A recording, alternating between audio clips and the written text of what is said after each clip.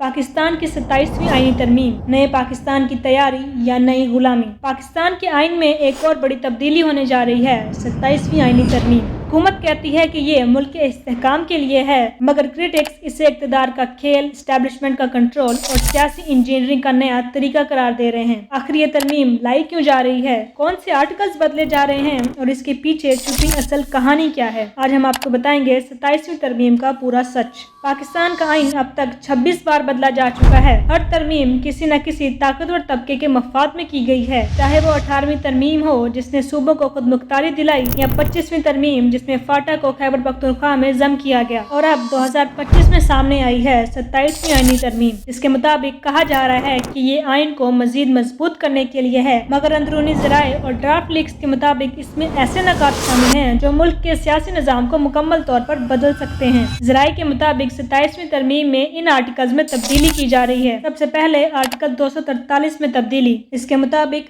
Arm forces के इख्तियारात में तब्दीली की जाएगी। फील्ड मार्शल, जो कि एक एजाज है, उसे बाकायदा ओहदा करार दिया जाएगा। और सबसे बड़ी कंट्रोवर्शियल तजवीज़ है आर्मी चीफ के टेन्योर को मजीद बढ़ा देना, यानी आईनी तब्दीलियां करके आर्मी चीफ को मजीद 5 साल के लिए एक्सटेंशन देना। दूसरी सबसे बड़ी तजवीज़ है 18वीं तरमीम में तब्दीलियां। इसके मुताबिक सूबों के दायरा इख्तियार को कम किया जाएगा। NFC अवार्ड में सूबों के शेयर को कम किया जाएगा, इस पर पीपल्स पार्टी ने शदीद मुखालफत की है कि NFC अवार्ड में प्रोविंशियल शेयर्स की प्रोटेक्शन खत्म ना की जाए। तीसरा सबसे बड़ा पॉइंट है एग्जीक्यूटिव मजिस्ट्रेट्स को दोबारा बहाल करना, जो कि 2001 में जनरल परवेज मुशर्रफ के दौर में खत्म कर दिए गए थे। इन एग्जीक्यूटिव मजिस्ट्रेट्स के पास अथॉरिटी होगी लॉ एंड ऑर्डर इन्फोर्स करने की, मगर असल ताकत मरकज के पास ही होगी। और इसके साथ ही एक नया इजाफा भी होने जा रहा है नेशनल इकोनॉमिक कोऑर्डिनेशन काउंसिल का, जो कि वज़ीर-ए-आज़म के बजाय एक मुश्तरका मिलिट्री और सिविल बोर्ड के ज़ेर निगरानी काम करेगा, यानी कि एक तरह से इकोनॉमिक